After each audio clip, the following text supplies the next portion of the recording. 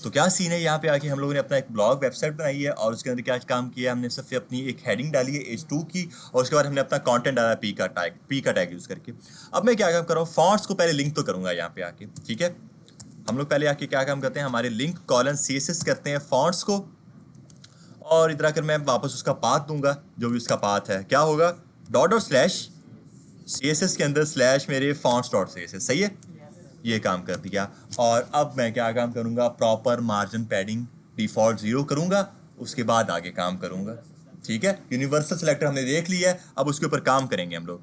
तो सबसे पहले यूनिवर्सल सेलेक्टर आया हमारा, मार्जिन 0, फिर मेरी पैडिंग भी 0, लेकिन फिर एक और property box sizing border box की, जो कि क्या काम करी थी, जो ये काम करी थी, अगर मैं पैडिंग बढ़ाता भी तो मेरी विड्थ इफेक्ट नहीं करेगी वो, ठीक है।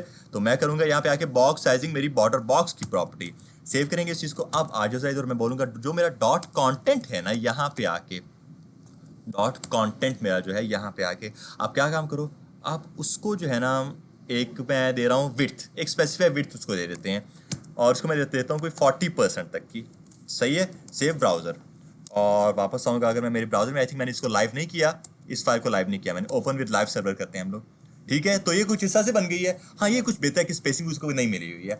अब इसको थोड़ा बहुत कलर भी करते हैं। मैं क्या काम करूँगा, पूरे पूरे को ही टारगेट करूँगा, जो कि डॉट कंटेनर है उसको टारगेट करूँगा मैं, ठीक है।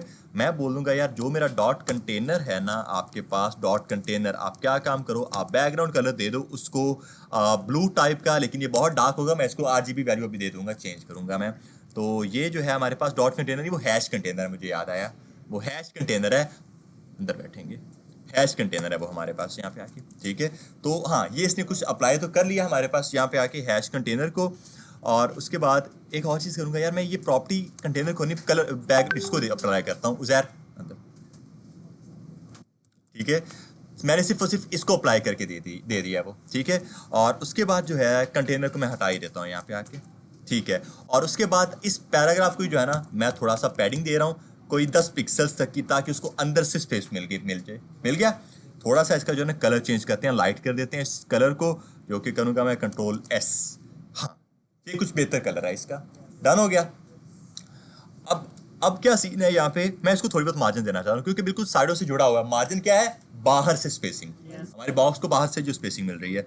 मैं आऊँगा यहाँ पर और मैं इसको दे दूंगा, और वो मार्जिन मैं कंटेनर को दे दूंगा, क्योंकि कंटेनर के अंदर ही मेरी H1 भी पड़ी हुई है, ठीक है। तो वो मैं कंटेनर को दे दूंगा, डॉट कंटेनर नहीं है वो, हैश कंटेनर है, हैश कंटेनर। और आप उसको मार्जिन दे दो 10 पिक्सल्स तक की, ओके। यहाँ पर नहीं, मुझे यहाँ पे करना है मेरी 10 पिक्सल्स, और इसको सेव करके ब्राउजर में आओ। हाँ, ये कुछ बेहतर लग रहा है अब हमें आगे, ठीक है।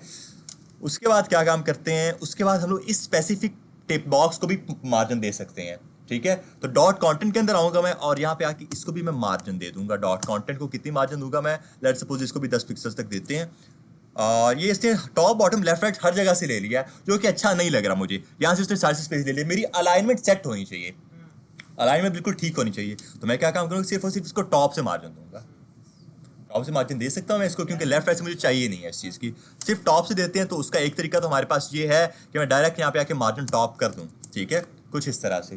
वरना आप लोग यहाँ पे आके ये कर सकते हो ऐसे, टॉप से 10 पिक्सल तक दे दो, बाकी 0 0 0, मतलब टॉप से 10 पिक्सल, लेफ्ट से भी 0, राइट से भी 0, बॉटम से भी 0, ठीक है। ये दोनों तरीके हैं आपके पास। वन आप यहाँ पे स्पेसिफाई कर सकते हो खाली, या इस तरह से मार्जिन आप कर देंगे, अब भी वैसे काम करेगा। वरना आप मार्जिन टॉप करके उसको स्पेसिफाई कर सकते हो कि सिर्फ इस तरह से आपने मार्जिन देनी है। यहाँ तक क्लियर हो गया, ठीक है। हमें ये चीज़ समझ आ चुकी है। अब फॉन्ट्स के बारे में बात करते हैं कि फॉन्ट्स क्या चीज़ें हैं हमारे पास। यहाँ पे आके मैं आ जाऊँगा यहाँ पे, और मैं यहाँ पे आके क्या काम करूँगा, अब फॉन्ट्स के बारे में बात करूँगा। और मैं जो फॉन्ट्स है ना मेरे, मैं उनको पहले किस कंटेंट के अंदर ऐड करता हूँ। फॉन्ट फैमिली के नाम से मेरे पास एक चीज़ होती है, फॉन्ट फैमिली। इसके अंदर क्या होता है, इसके अंदर हमारे पास 7 डिफरेंट फॉन्ट्स पड़े पड़े होते हैं। और इम्पॉर्टेंट चीज़ ये कि ये फॉन्ट्स जो है ना आपके VS कोड का फीचर है, ना आपके एचटीएमएल का फीचर है, ये आपके हर डिवाइस का फीचर होता है। अगर आप लोग नोटिस करोगे ना, आप अपना MS वर्ड खोल लो, नोटपैड खोल लो, हर आपका सॉफ्टवेयर के ऊपर यही फॉन्ट्स आ रहे होते हैं, सभी सॉफ्टवेयर के ऊपर, ठीक है। बाय डिफॉल्ट आपकी डिवाइस का ये होता है कि आपकी डिवाइस को ये फॉन्ट्स देता है बाय डिफॉल्ट, ठीक है। और ऐसा भी हो सकता है यार कि बाज़ औक़ात हमें कुछ और फॉन्ट्स चाहिए हों। ऐसा नहीं है कि सिर्फ और सिर्फ इतने फॉन्ट से मेरा काम बन जाए। मुझे और बहुत से फ़ॉन्ट्स चाहिए हो सकते हैं, फिर मैं जा सकता हूँ गूगल पर और वहाँ से फ़ॉन्ट्स लेकर आ सकता हूँ, ठीक है। वो भी आपको बताऊंगा किस तरह से लाने हैं, बट फिलहाल के लिए देखो सिर्फ इसी चीज़ को। तो मैं क्या काम करता हूँ, इसको मैं एक देता हूँ, ये फर्स्ट वाला ही दे देते हैं फॉन्ट, सही है। सेव करेंगे, ब्राउजर में आएंगे तो चेक करेंगे आप लोग, इसको जो फॉन्ट फैमिली मिली है वो कुछ ये मिल चुकी है, ठीक है। और मैंने टारगेट किया था डॉट कंटेंट को, तो सिर्फ और सिर्फ डॉट कंटेंट को मिली है। अगर मैं यही चीज़ ऐड करता हूँ मेरे कंटेनर के अंदर कुछ इधर आकर, सही है, तो क्या होगा, दोनों को मिल जाएगी कुछ हिस्सा से, और आई थिंक ये ठीक लग रही है मुझे, ठीक है। फॉन्ट्स क्योंकि most of the time same ही होते हैं, कभी डिफरेंट होते नहीं है फॉन्ट हमारे पास यहाँ पे। तो यहाँ पे हुआ क्या कि हमने इसको थोड़ी बहुत फॉन्ट फैमिली दी है। अब एक चीज़ इंपॉर्टेंट चेक करो, यहाँ पे फॉन्ट फैमिली में यहाँ पर हमारे पास टोटल 3 फॉन्ट्स हैं। कौन कौन से, करियर न्यू, करियर और मोनोस्पेस, ये 3 फॉन्ट्स हैं। तो इन तीनों में से अप्लाई कौन सा होगा, ये तीनों डिफरेंट फॉन्ट्स हैं, ऐसा नहीं कि तीनों को मिलाकर एक फॉन्ट बन गया, ये तीनों डिफरेंट फॉन्ट है। अब होता ये है, आपके में से किसी ने स्टैक के बारे में एक चीज़ सुनी है, स्टैक? ये आप में से जितने भी लोग यूनिवर्सिटी में हैं उन सबको स्टैक का तो आइडिया होना चाहिए, कह सकते हैं भाई। तो यहाँ पे होता क्या है, स्टैक यहाँ पे आके क्या चीज़ है, यहाँ पे कुछ स्टैक वाली लॉजिक है कि इनको स्टैक बोला जाता है मेनली, कि जो लास्ट में आपकी प्रॉपर्टी होती है ना वो अप्लाई हो जाती है, पिछली प्रॉपर्टी ओवरराइट हो जाती है। जो मैं पहले ओवरराइट की बात करता आ रहा हूँ ना, हुआ यहाँ पे आके ये है कि अगर करियर न्यूज़ के पास पहले पड़ी हुई है प्रॉपर्टी, वो इसको अप्लाई कर देगा। बट बाय एनी चांस अगर ये नहीं पड़ी हुई है, उस टैग के अंदर हम लोग एक और फॉन्ट फैमिली ऐड कर सकते हैं, जो कि ये हमने कर दी है। और अगर ये भी अवेलेबल नहीं है तो एक और उसी की स्टैक के अंदर एक और वैल्यू अप्लाई कर दो, जो कि मोनोस्पेस होगी, कॉमा करके ऐड कर सकते हो आप लोग, ठीक है। तो वो अप्लाई कर देगा, ठीक है। अब हमें ये नहीं पता कि हमारे पास इस पीसी के अंदर कौन कौन सी फॉन्ट फैमिलीज अवेलेबल हैं, तो इसीलिए बाय डिफॉल्ट वो क्या काम करता है, हमें डिफरेंट फॉन्ट फैमिलीज के स्टैक खुद ही बना कर दे देता है। ये चेक कर लो, उसने डिफरेंट स्टैक्स खुद ही बना कर दिए हैं हमें। अगर मैं सेकंड वाले के ऊपर जाता हूँ, सेव करता हूँ ब्राउजर में, तो ये कुछ इस तरह से आएगा मेरे पास, ठीक है। अगर मैं कहीं और जाता हूँ, फॉन्ट फैमिली कोई और चेक कर लेते हैं हम लोग, फॉन्ट फैमिली, और इधर आकर मैं इसको करता हूँ मेरा लेट्स सपोज ये इम्पैक्ट वाला करते हैं, ये सेव करेंगे, ब्राउजर में आएंगे तो इस बार कुछ ये हुआ है, ये भी आई थिंक सेम ही रह गई है। एक और फॉन्ट फैमिली ऐड करते हैं, पिछली सारी फॉन्ट फैमिलीज ओवरराइट होती जा रही हैं, क्योंकि मैं बार बार ऐड कर रहा हूँ सेम प्रॉपर्टी को ही। और अगर मैं इसको कर्सिव कर देता हूँ, कर्सिव सेव ब्राउजर, तो ये कुछ इस तरह से आ जाएगा, ठीक है।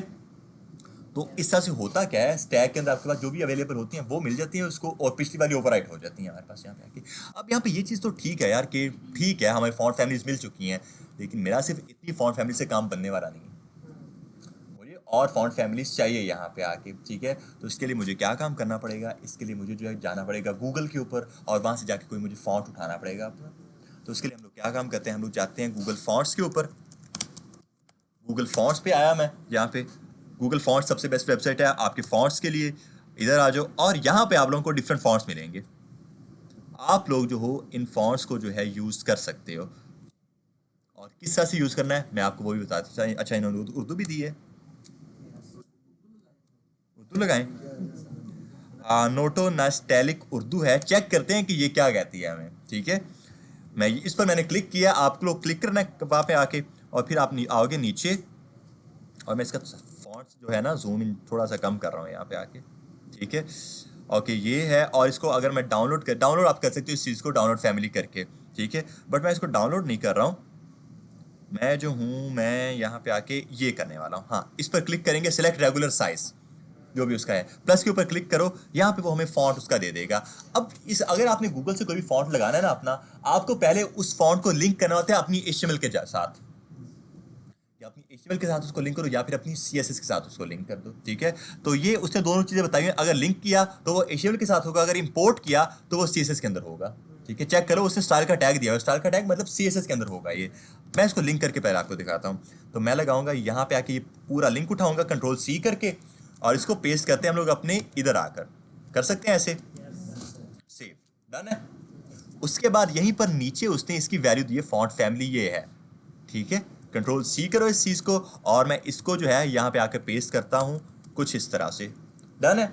सेव करते हैं, ब्राउजर में आते हैं, चेक करते हैं ज़रा हम लोग क्या कहते हैं वो, और उससे हमारी उर्दू अप्लाई नहीं की है, उससे हमारी जो उर्दू अप्लाई नहीं की है, इसका ये मतलब है कि वो अवेलेबल नहीं है, तो इसलिए उसने हमारी सैरिफ अप्लाई कर दी है। सैरिफ भी एक फॉन्ट फैमिली है, ठीक है। तो उर्दू अवेलेबल नहीं थी, उसने सैरिफ अप्लाई कर दी, और ये अवेलेबिलिटी आपकी डिवाइस के ऊपर भी होती है कि आपकी डिवाइस के ऊपर ये चीज़ चल सकती है कि नहीं, ठीक है। तो उर्दू अवेलेबल नहीं थी, उसने सेरिफ अप्लाई कर दिया।